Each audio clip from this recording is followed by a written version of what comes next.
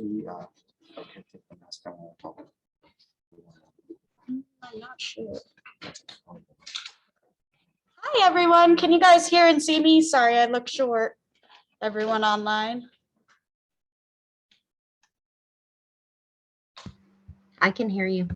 Perfect. Thank you for confirming for me. I'm Emily Vanderwerf from Franklin County Public Health, and I'm going to introduce our two speakers here to talk about ACEs and first responders.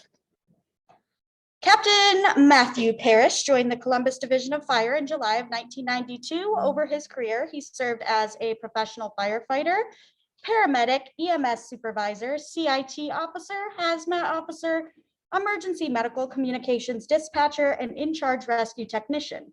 Captain Parrish currently serves as the fire chief's chief of staff and oversees the RREACT and SPARK programs. We also have Eve Fitch. Eve received her master's degree in social work from The Ohio State University. She has over 27 years of experience in working with children and families in a variety of settings. Eve currently works with the Columbus Division of Fire's Rapid Response Emergency Addiction Crisis Team, providing services to families who are impacted by substance use. In addition to the services to families, Eve provides brain-based trauma-informed training for first responders and the community.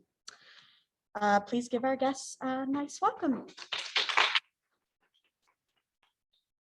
I think it's morning. No, it's after. Yeah, it's still morning. Good morning, everyone, and thanks for having us. We're going to talk about the RREACT program and the response to the opiate epidemic. But more importantly, we're going to talk about the training on ACEs and the neurosequential response to stress and how it impacts first responders and the work we do. Eve and I have been together in this journey now for about 3 years with the RREACT team. And first of all, I have to say, Dr. Wade's presentation was like, drop the mic, walk away. So many of the things that we're doing with RREACT and the RREACT program just resonated with me.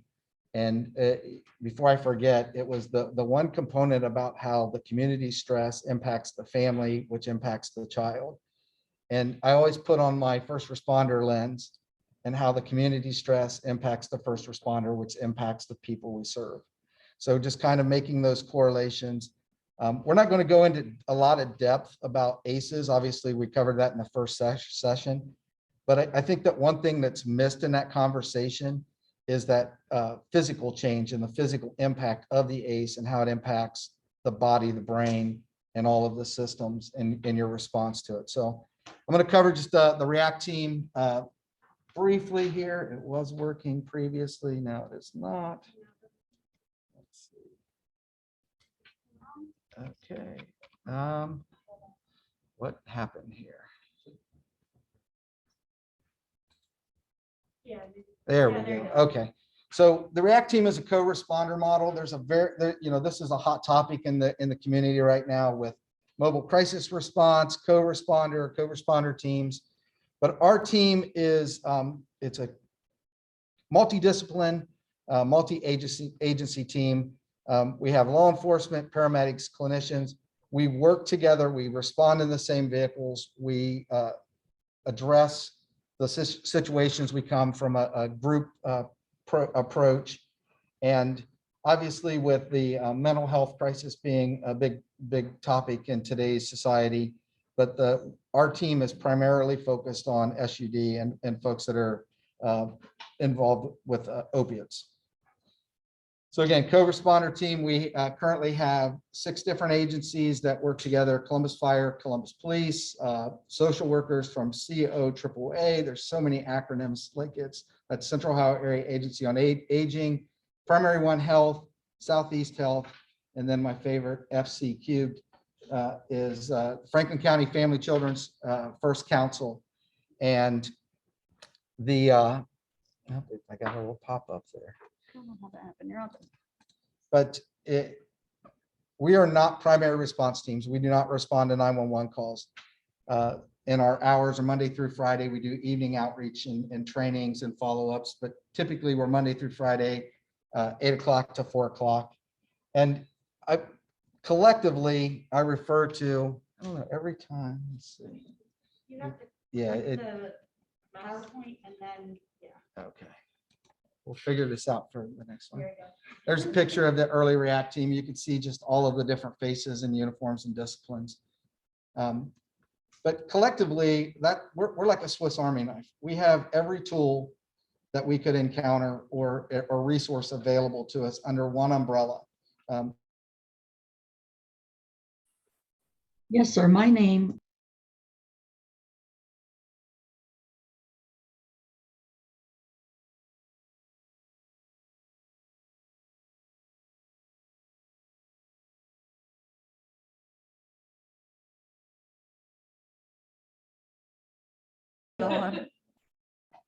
Okay, I think we're back. Okay. Yeah, but. Yeah, let's.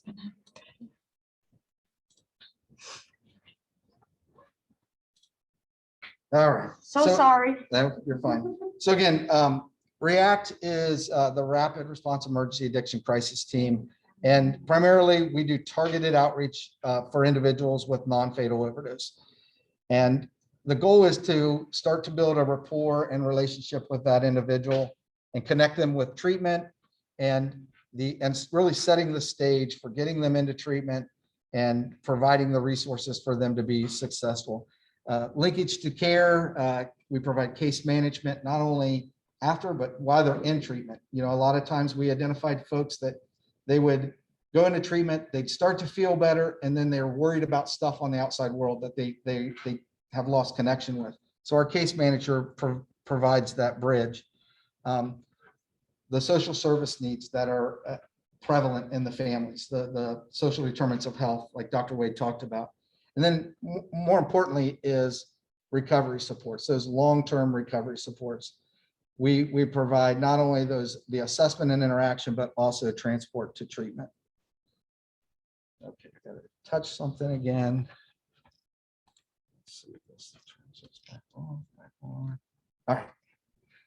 And then I'll let Eve talk about the ongoing support for the individuals in treatment and beyond. Thank you. You have to stay close to manage the Yeah, I'll slide stick around. presentation because I'm not sure what's happened with that. So it's interesting, especially listening to this morning's kind of conversation and presentation about how this team and their operation and goals really merge with kind of mitigating adverse childhood experiences. So, you know, first and foremost is that ongoing support to individuals and treatments beyond. We have case managers who follow someone once they go into treatment, and then as they are coming out, helping them to make good connections in the community with treatment services, resources, as well as connections to other people in the community, because we know how important connections are to mitigating those adverse childhood experiences. We also know that building relationships are the foundation of that. So we really assign someone to them to really build those relationships so that they can be successful in their road to recovery. We came on board, Family and Children's First Council, to really provide the support to families caring for children that are impacted by the substance use disorder. We've found that most of the time that's a family member, i.e. a grandparent, an aunt or an uncle, sometimes a neighbor. And we really work to provide assistance linking them to resources, building the relationships with them. But we focus a lot on building the skills of resilience for their children, how they can do that and what that looks like. We'll talk about that in a little bit later in the presentation. And then we have a most awesome group ever, which is the RREACT alumni group. And this is made up of folks who we have assisted in getting into treatment and who are in recovery. And we provide non-treatment social interactions. So they can come, they can interact, build relationships with one another. It's not around treatment at all. It is really about making connections. So they do fun things. We have chili cook-offs, and we have picnics, and we have what's called there are Thanksgiving or Friendsgiving kind of celebration. So it's pretty awesome. And it really does build on kind of forming those relationships, allowing them to form relationships with one another and make connections. Again, understanding how important that is to really mitigating adverse childhood experiences. Yeah, so like you said, she's the ACE specialist and I'm the firefighter that did stay at a Holiday Inn, and I'm always just trying to beat the Smarter Than a Fifth Grader on that TV show. But so we've learned a lot in those resiliency factors, and that's another buzzword that just keeps throwing around there. But we've really focused intentionally everything we're doing built around those the five resiliency factors: the moments of success, perseverance, sense of hope, connection to community, and self-regulation. So, and Eve's like she's before I would just say things, and she was like, now she always tells me there's brain science behind that, and this is why it works. So again, mitigating the impact of ACEs, we're never going to treat our way out of this problem. We have to start working from a prevention mindset, and like Eve talked about, connecting with those kids that are impacted in the families and preventing them from becoming the next individuals with SUD. And as a firefighter, prevention is right in my wheelhouse, right? We do prevention probably better than anybody in the world as firefighters. So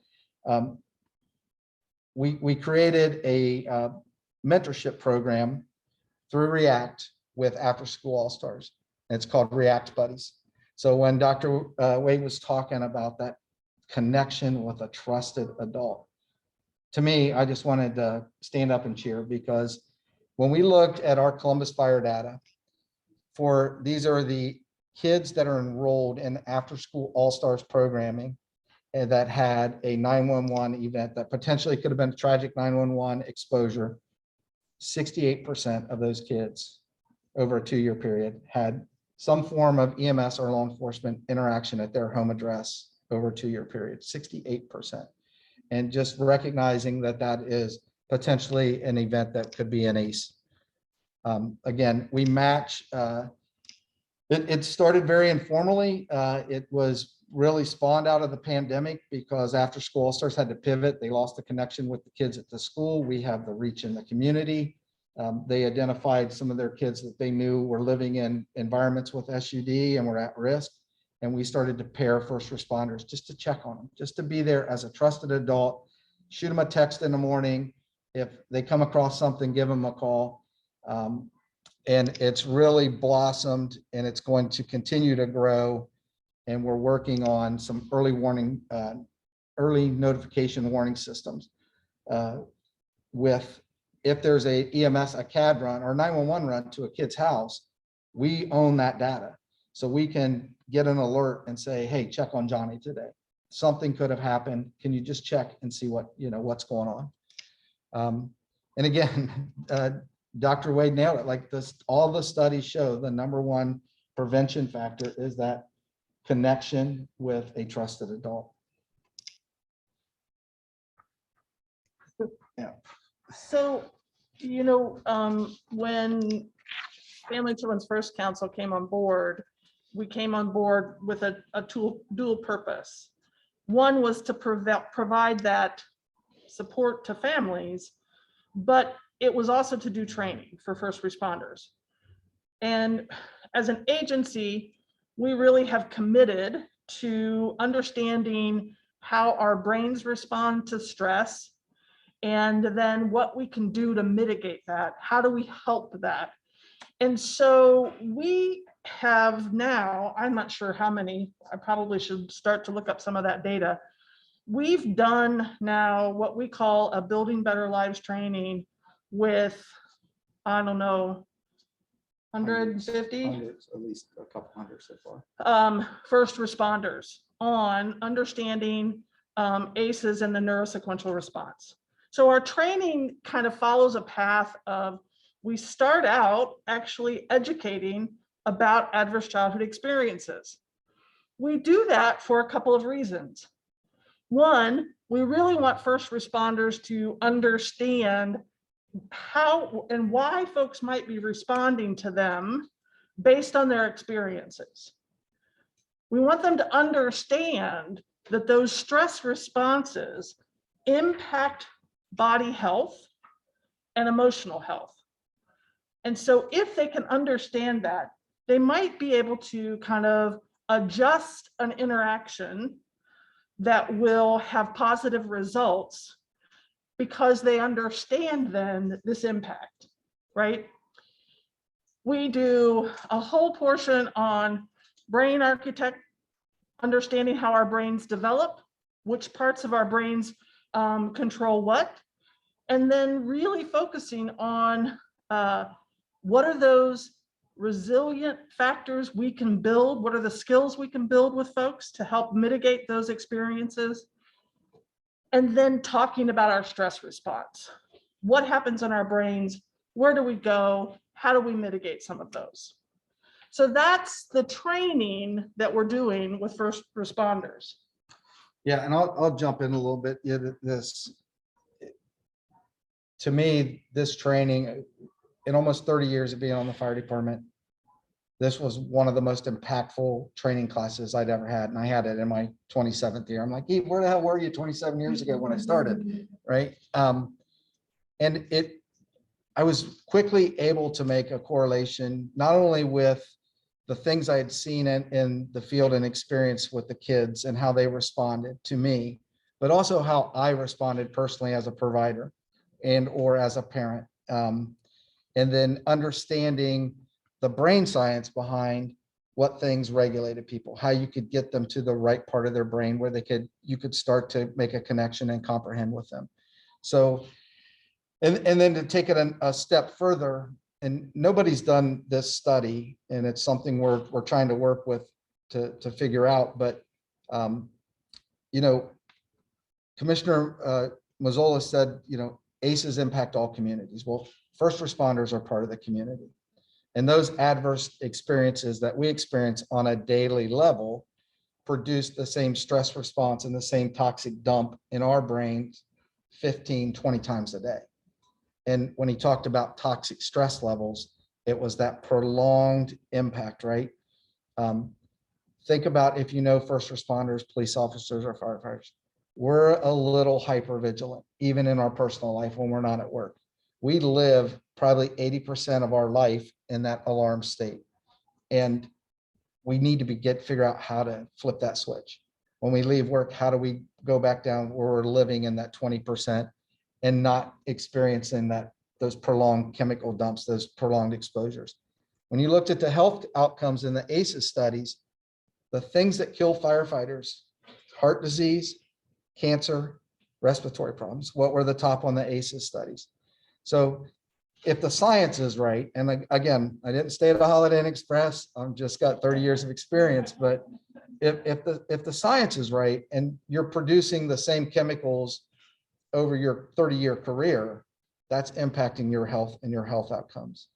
And then it really resonated. I mentioned it at the beginning, that correlation of when he started talking about they just live in bad neighborhoods. Well, if I work in one of those bad neighborhoods, what do you think that impacts the way I respond? And that's something we're going to have to add to our presentation moving forward for the rest of the groups. But you know, it just translates to that poor care in the community. And to me, I've always said, if you want to provide the best care in the community, you got to have the healthiest and best providers. If they show up for work stressed out, pissed off, mad at the world because of their environment, that's going to translate into poor care and generate other ACEs. The secondary trauma effect is another thing that really we kind of looked at. You know, we all talk about the big buzzword PTSD and, you know, those big traumatic events. But again, the studies show it's that prolonged, those little persistent impacts and assaults on your body and that's the world of the first responder.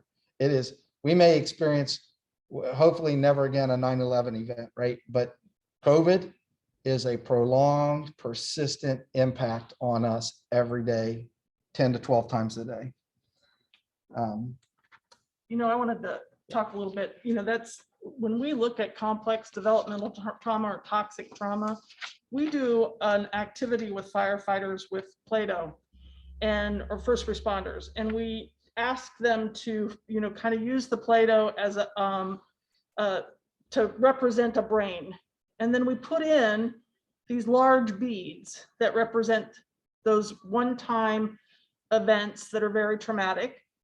And then we ask them to put in about 50 little tiny beads that represent that everyday stressors that not only they are experiencing, but folks that they serve are experiencing every day, and ask them to think about how you get those out. Big beads can come out with some damage and some work. Those little beads don't come out so easily. And the other difficulty is that once you get some little beads out, we're going to toss in 10 more because it's every day. And so we really get them to think about their everyday response and their everyday stress and how that impacts. So no offense to any other work experiences here, I will tell you that we've done this training in lots of different settings. Social workers, educators, folks from the courts. It is our first responders who make the connection about that stress to their everyday lives and how they can begin to change that for themselves, which I think is incredibly impactful, because I agree, we cannot have a good workforce unless they're healthy, both emotionally and physically. And this is an opportunity for them to make that connection and start to do things that might change things in their everyday work environment that will make them healthier, allow them to manage that everyday stress a little bit differently. So, as an agency, the Family and Children's First Council, probably, I think it was in, 2012, we started to really look at the impact of trauma and neglect on our community and on the children in our community. And we really wanted to take steps to begin to influence that in a positive way. And so we started by bringing in Dr. Bruce Perry to the community. We've trained well over 12,000 people in our community thus far on Bruce Perry's neurosequential model, as well as adverse childhood experiences and what we can do to begin to mitigate some of those experiences. I would like to talk about not just the integrating knowledge of ACEs, but we've really been emphasizing the skills of resilience, which really have an ability to help mitigate for not only children, but for adults. Captain Parrish talked a little bit about those skills that we kind of focus in on, and that is helping folks to figure out, how do they build hope? How do they really help to build perseverance with folks? We do that by giving them and celebrating moments of success, and then giving them opportunities to think about how they can self-regulate, but most importantly, how do we make those connections to community? We use that knowledge so that all of the team members that are a part of REACT are trained on building better lives. All of the REACT Buddies are all trained on building better lives, which includes that knowledge of adverse childhood experiences study. We really believe that that knowledge can help them better engage with people. I talked before about that ability to form those relationships, understanding that behavior might be related to the experiences, and thus they can change their interaction. We talked about how their own experiences, both personal and work related, impact their own stress response. And then what can they do about that? how do they manage that differently? And we have been including a lot about how the impact of racism to a person's stress response. And again, really influences their, sometimes their behavior and their stress response. How do we mitigate that? And we talk about then how they can use those to mitigate stress response. Yeah, like Eve said, it's this is a training we require for all of our co-responder teams, especially when you've got these multi-agency, multi-disciplines. As first responders, we're literally trained to solve your problem in 10 minutes or less, and we got to move on because there's another call. Well, we're not making any impact unless it's a life-threatening emergency, right? We can stop the bleeding, we can get your heart beating, we can save you from a fire or a difficult situation. But we're, as first responders, the time crunch and just the urgency of the situation kind of dictates that quick response. The co-responder team, we're able to slow things down and really look at the root cause, look behind the curtain and see what are the needs that are creating these adverse childhood experiences, are lending to them, or exacerbating them. So putting a social worker and a police officer or a paramedic in the same vehicle can be tenuous at times unless we're all on the same wavelength. And this has really formed that education and that bond to make it effective.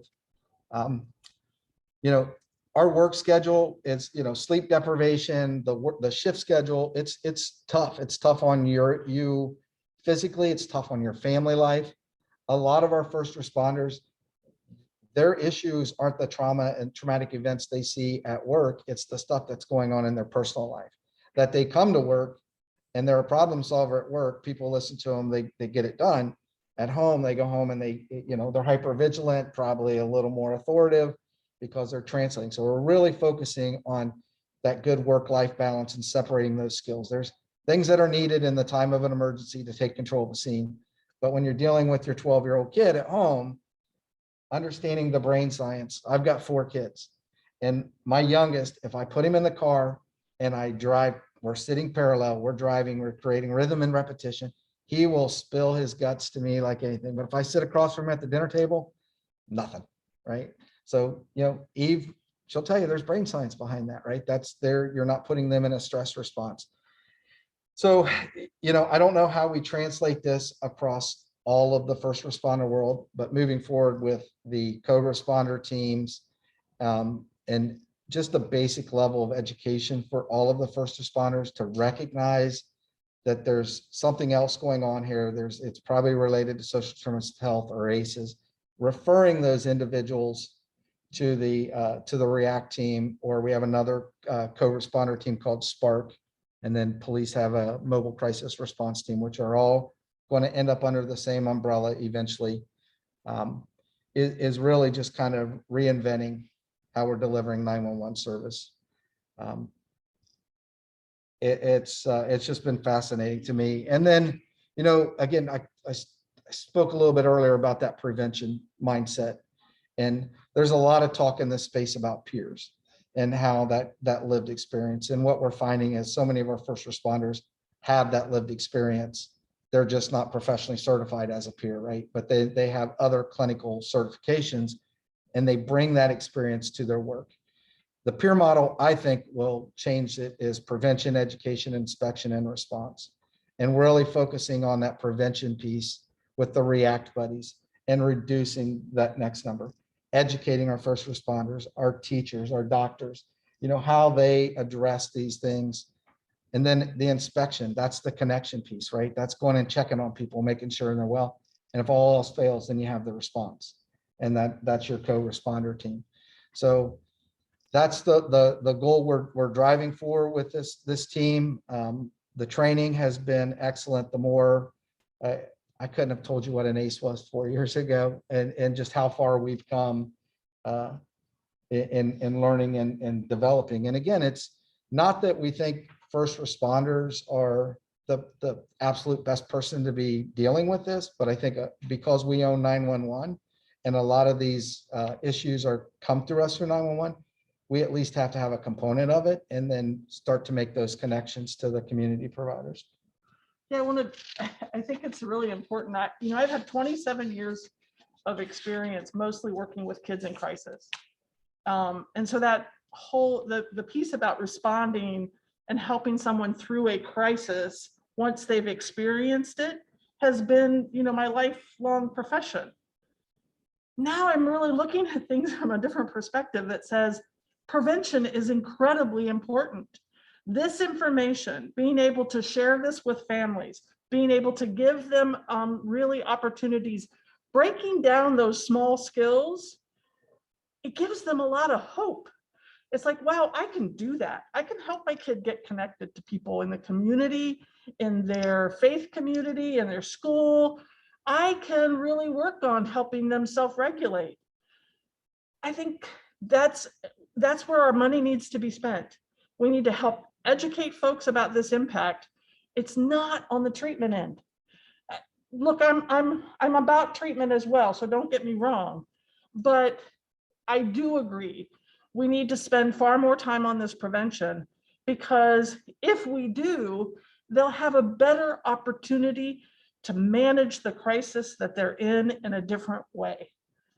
That's the important message. Yeah, and I think Dr. Wade talked a little bit about it too. Like you can't just shield everybody from an adverse experience, but the prevention piece is building the resiliency to rebound after that experience or mitigate that experience quickly and not let it become prolonged.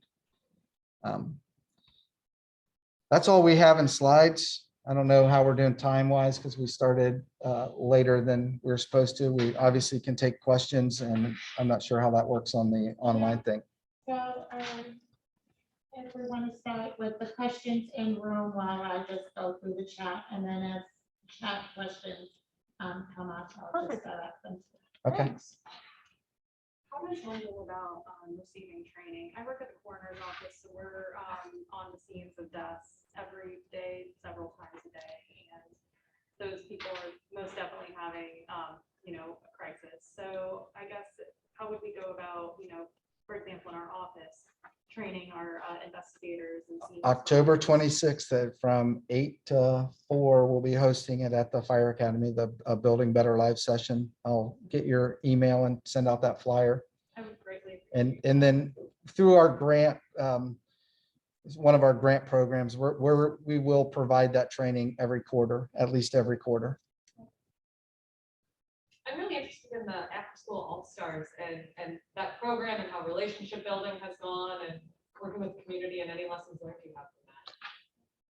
Yeah. Just really quickly, for those that are online, they're asking if we can kind of speak up just a little bit because they're unable to. Okay. Yeah, I'm sorry, they don't have, yeah. So the question was about the RREACT Buddies and After School All-Stars. Years ago, there was the DARE program and all of those things, and they said they weren't effective. Well, you know what? I'm of age where I remember it, and I remember this is your brain on drugs and the egg, and it scared me enough, right? I don't know. But it's really about one thing. Everybody loves firefighters. There's from a time you're little, every parent says, there's the fire truck, wave at the fire truck, say hi to the fire truck, and there's a good connection there. So when we partnered with After School All-Stars, it was really in a way just, hey, we're going to the school and we're going to show them the fire trucks. And then we started looking at the ACEs and creating that mentorship. And it's been slow, but my goal before I retire is that any child in Franklin County that wants to have a RREACT buddy can pair with one of the thousands of first responders as a mentor. And it's not, I didn't even know what mentorship was other than sit down and do their homework with them. No, that's tutoring. But it's really just creating that connection and bond with a trusted adult to give some good guidance. And then selfishly, we're looking at it as a recruitment tool to recruit that next generation of first responders, which right now in today's society, it's tough to get folks to sign up. So it's evolving. We're really looking for we've got some data stuff we're working on. We're trying to figure out what to measure with that. Is it, increased performance in school, reduction of absence, discipline cases, and different than some of the other mentorship programs. We're not necessarily targeting children that are in trouble or have been in trouble.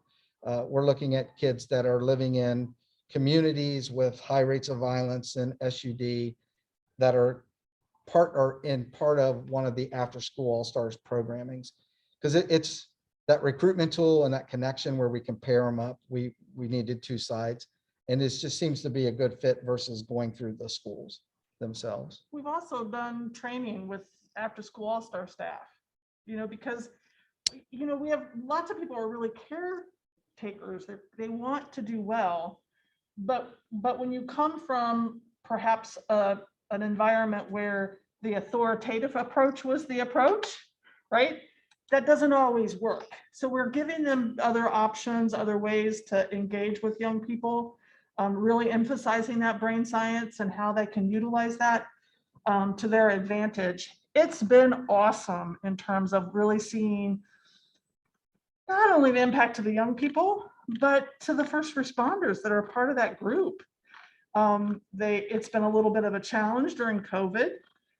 So that's been interesting, but they've managed to really make those connections. And you can see the young people, how quickly they kind of gravitate.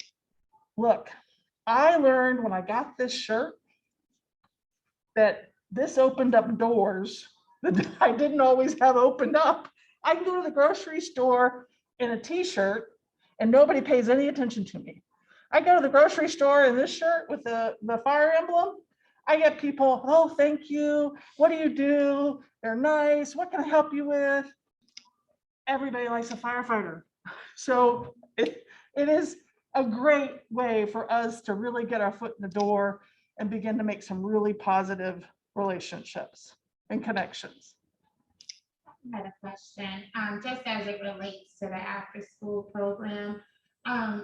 Well, it's probably two-part. What is the age range of the youth? And then also, do you see it being incorporated into some of the school programming as it relates to, say, if there's an infraction in school, would they be referred to your program opposed to expulsion or anything like that? I don't think that there's any plans for that yet. Yeah. They are in specific schools, after school all-stars are in specific schools, elementary and middle school. Yeah. And they have a limited number of schools that they're involved with. They provide after-school programming. They do some tutoring, they do some activities, that sort of thing. And so a child joins that after-school program and then at that particular school. And then from there, they can become involved with the buddy program. Yeah, when we partnered with them, they do 3 to 6 in the evenings in 5 to 6 Columbus public schools, and then they pivoted to some of the CMHA housing sites during COVID when the schools shut down. But it's really their 3 to 6 programming was built around education, enrichment, and physical fitness, and then we added mentorship as the 4th pillar to that. We are targeting the younger age, right? Just to start to mitigate some of those ACEs. And we're looking at doing, we've got the one-on-one mentorship program, but we're also looking at doing like a site-based mentor. So it's maybe the development of that one-to-one relationship, or at least identifying, showing up and being present every time, getting kids comfortable around people in uniform. Again, growing up, if I got lost, my parents said, find a police officer. There's not a lot of people telling their kids to find a police officer now if they get lost, right? And we need to get that trust back in all levels. And I think this program is really going to help repair that. You know what Monique just said, I think touches on when you said, what do we measure? And I'm thinking that you had mentioned like if they could get referred to the program versus expulsion. That's pretty fascinating because trauma is a disruption, right? And when Dr. Wade was saying it's that kid leaning back in the chair, you say, hey, don't lean back in the chair, and they explode. Well, when you talk about the events that alert you to a child, right? So when those go unmitigated, that child could have an explosive behavior that nobody understands, because they didn't know that 911 was there last night because of what happened in their household. And so those disruptions, whether they be expulsion or out in the hallway or whatever, might be pretty fascinating to measure. And if you can do the group mentorship, then you could look at how it's affecting the community called the classroom, or the community called the grade. Which impacts, that secondary impact on the individual. So for those online, the discussion was about measuring the reduction in, an alternative versus expulsion, which Eve's group, primarily when they started the initiative, was focused on school teachers and giving them the training. And in one of the schools they were in, they significantly reduced the number of trips to the principal's office, where the teacher previously would say, Johnny's just acting up, go see the principal. And once they realized it was a stress response and probably related to an ACE, they were able to mitigate it in the classroom and then do follow-up. And I'm just going to put a little bit of a twist that says there's some cautionary tale to just focusing on kids that have explosive behavior, because we know that a stress response that often is missed are those children who dissociate and who don't really create a lot of difficulty in a classroom, right? They're just numb, they're flat, they're not there, they're not paying attention. Those often are missed and not paid attention to. And so there's a little bit of, yeah, that's great, but are we really catching all of the young people that might need that assistance? Yeah. Potentially not. And again, Eve has just like opened my mind to a million different ways to look at things and think of stuff. So as first responders, we're just big kids, right? And we respond the same way. We either get in trouble, have discipline problems, or we disassociate and isolate. And it takes an astute supervisor to understand that behaviors change. So one thing we did within the fire department was we created a family liaison program. So everybody, when we have an annual testing for our mask, you identify who your family liaison is. So as a supervisor, if I'm floating around the city and I come across somebody and I can find out who their liaison is and say, hey, John just seemed like he was off today. Is anything going on? And that should be one of your buddies, right? So that's your work buddy. So just having that connection and that thing. So it has been fascinating for me. I'm hoping we can do a study on the impact on first responders, because along with the mobile crisis response, first responder wellness is probably one of the biggest initiatives right now going on across fire, police, dispatchers. The dispatchers, oh my gosh, that has got to be the hardest job with no closure at all, because you never know what the outcome is, and you just see just a snippet of what's going on. So we're working on that with another project with our alternative response project. So, I didn't see any questions online. No, I didn't either, so I, for Zoom. Yes. I just want, because you guys both talk about prevention is so important. The STAR after school, STAR program can't for one probably prevention, but do you guys do anything more than the program to outreach to the families, specifically for the parents? How do you do it? That's with our co-responder team, because when we first started that program and we were trying to locate the individual after an overdose, I would knock on doors and it was grandma answered the door and there's 4 little kids running around. Johnny's not there. These are Johnny's kids. And grandma is the one raising these kids and never planned on it. So getting them the resources, working on the prevention on that end. So we make that connection. And some of those kids were able to put into the buddy program, right? The mentorship program, or Eve uses her other connections to help with train and educate the grandparents, and then also mitigate those responses for those kids. Where's your funding? So it sounds like you get. Bake sales and car washes so far. It's been quite the adventure. Now, mostly grant funding. We've got a BGA grant, a CDC grant. We're part of the Franklin County CDC OD2A grant, a COSAP grant, a SAMHSA grant. Grant was my least favorite 5-letter word until COVID came along, and now that is. But I really see the future, especially in terms of prevention in regards to this opioid crisis, is a connection with parents. How do we get the connection? Because, you know, we spend a lot of time on prevention and helping kids understand how they can self-regulate, but we're not providing a lot of support to parents about understanding how they can build those skills of resilience. What are they? They're easy to break apart. They really are not complicated, but that's the next study, is how have we impacted whether or not understanding those skills really helps a child, you know, to be more successful in school, more successful as an adult, and truly preventing that substance use disorder. There's not a lot of support out there for families who have someone suffering with a substance use disorder. Right. Truthfully. There's no money in it. The money's in treatment. That's Yeah. that's how the providers make their money. And so I'm hoping that folks here will be the voice that says that connection is so important to recovery as well, right? How do we start to bring families into the conversation? And by families, that's a whole host of folks, right? But we need to start bringing them into the conversation and help in order to help with the recovery, because we know how important connection is to that recovery effort. So I don't have an answer right off the bat, but I'm hoping that happens. It's tough. Yeah. But Yeah. it's so essential, right? Yes. Yeah, and you know, everything we've been doing has been very slow and small at a small, bringing it to scale will be the challenge, right? And again, I think a lot of the work is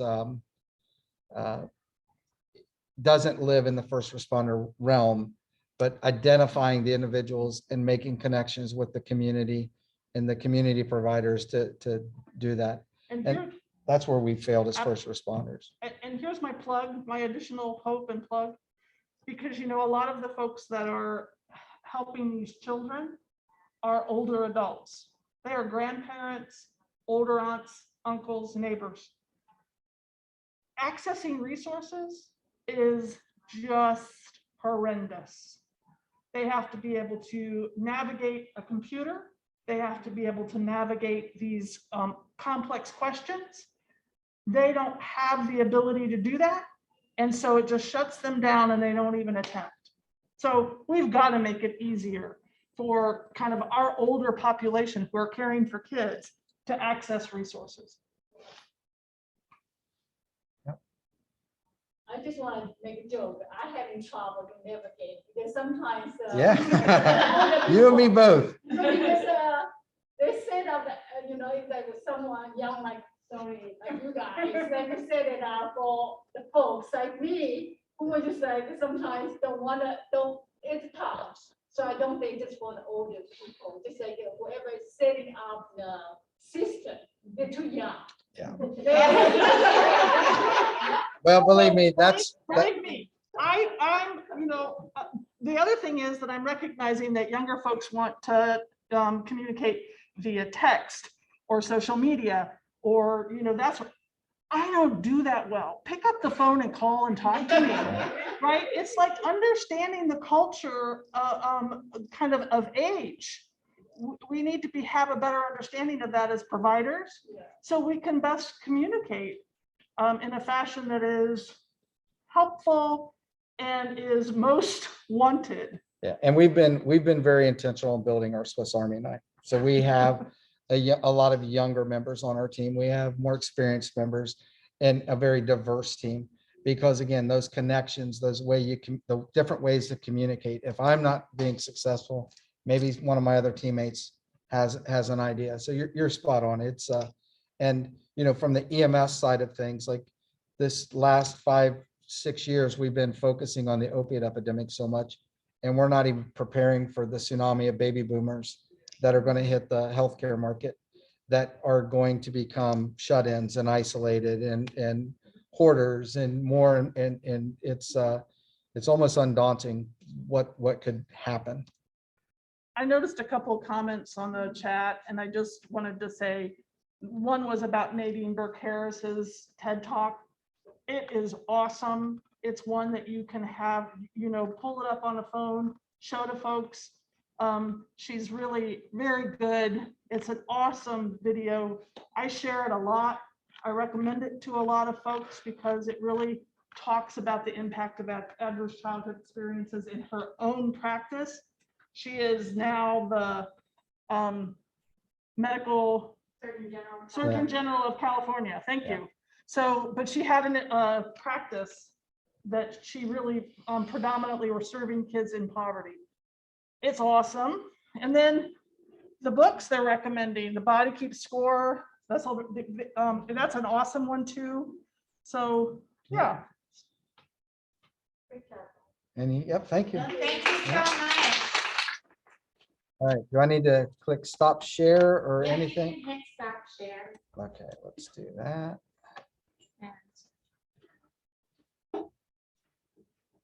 Oh, they're wondering if it's possible to have access to the PowerPoint after this session. Yes, you guys have it. You can email it to them. Okay. For those that are still online, we will be wrapping up in a few minutes for lunch. So if you want, I guess you can go ahead and take your break and you'll be exited the room.